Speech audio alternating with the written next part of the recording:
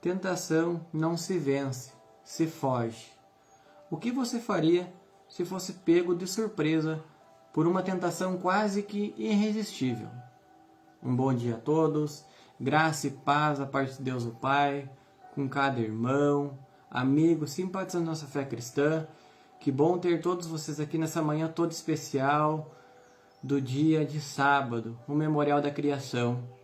Amados, viemos aqui hoje compartilhar de uma mensagem que creio deve ser o centro de nossa vida, porque está baseado em nossas escolhas. Então, nós vimos nas lives anteriores que falávamos sobre um modelo de oração.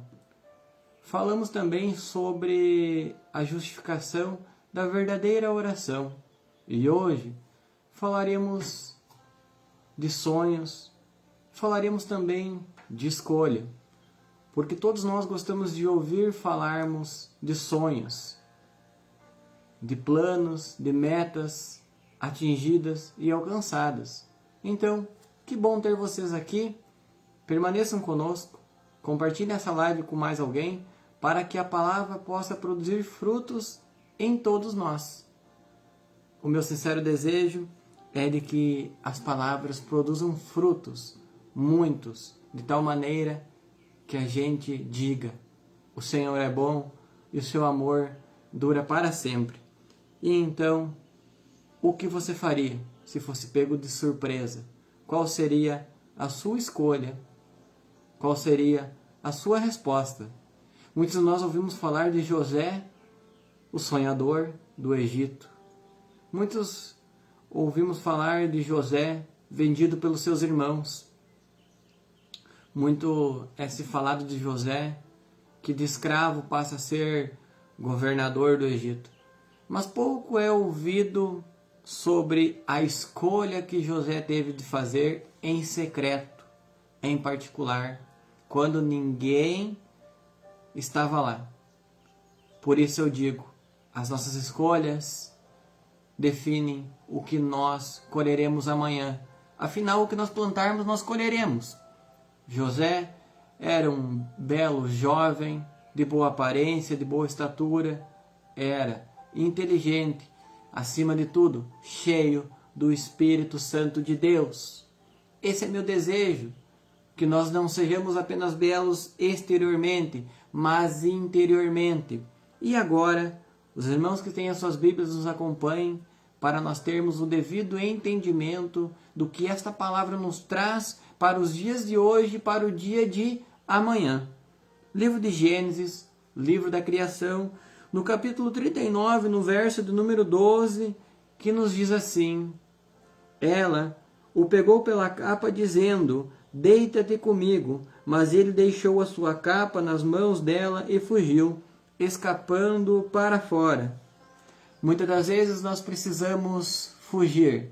Muitas das vezes nós precisamos correr, porque a vitória também está na desistência e não em insistirmos no erro, em não dialogarmos com o erro, de não cedermos à tentação, porque todos os dias nós somos tentados, mas o pecado jaz na porta. O pecado só se torna pecado quando a gente consuma o fato, a gente aceita e abre a porta para a tentação. Aí sim é pecado. Exemplo disto que nos traz a vida de José, que em secreto teve que fazer a sua escolha, em particular a mulher de Potifar, a qual a Bíblia não cita o nome, é uma mulher adúltera, carregada de desejo, de sensualidade, de promiscuidade, dos desejos nocivos e malignos da natureza humana. E então, nós vemos que esta mulher, a qual a Bíblia não cita o nome, você já vai entender o porquê que a Bíblia não faz menção do nome dela, simplesmente chama de mulher de Potifar.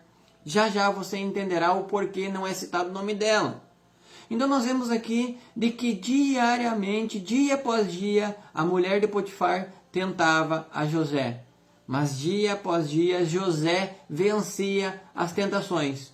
porque em tudo nós somos tentados, mas não desamparados. Em tudo nós somos aflitos, mas não deixados a sós. Nós temos um guarda, o qual não dorme. Basta nós confiar nele e olhar para o alto, porque é de lá que virá o nosso socorro. Portanto, eu não sei qual a luta, qual a prova, qual a dificuldade, ou qual a tentação que tem derrubado a tua fé, derrubado a tua esperança, a tua alegria. Vejam de que José, de forma rápida, ele não negociou a sua pureza, a sua comunhão com Deus o Pai. Nós vemos de que, nesse instante, a mulher de Potifar agarra José pela capa. Afinal, José ali estava sozinho e, período antes, disse de que tudo o seu senhor tinha encarregado em suas mãos, que José não precisava prestar conta de nada a Potifar. De nada. Que tudo lhe convinha, mas nem tudo era lícito. Ele diz então de que ele não devia tocar nesta mulher, porque como ele poderia fazer tão grande pecado diante de Deus? Aqui está uma luz que faz nós entendermos como nós podemos vencer os ataques do maligno, mesmo que estejamos sós, mesmo que estejamos distantes dos nossos pais, dos nossos familiares, dos nossos amigos, que eu e você tenha sempre em mente de que diante de nós está Deus, o Pai, o Criador dos céus e da terra, e que nós não podemos pecar contra Ele, nós não podemos desobedecer a Ele. Vejam de que a vida de José levou então ao auge de sua trajetória, se tornando governador do Egito através desta escolha, aonde não se rendeu ao pecado. E vejam como o inimigo maligno inverte a situação. A mulher de Potifar o agarra pela capa e ele foge, e ela fica com a capa. Depois ela o acusa de que ele teria tentado agarrá-la à força. Aí é movida então uma injustiça contra a vida de José, ele é preso, né? O carcereiro vê que Deus está com ele e coloca então José como o líder de todos os prisioneiros. E vemos então que de José passa de escravo a governador. E nós vemos então que foi baseado nesta escolha de José, aonde ele não racionalizou, ele não pensou que ninguém iria ver, mas ele disse rápido: como vou cometer um pecado tão grande contra Deus? Como?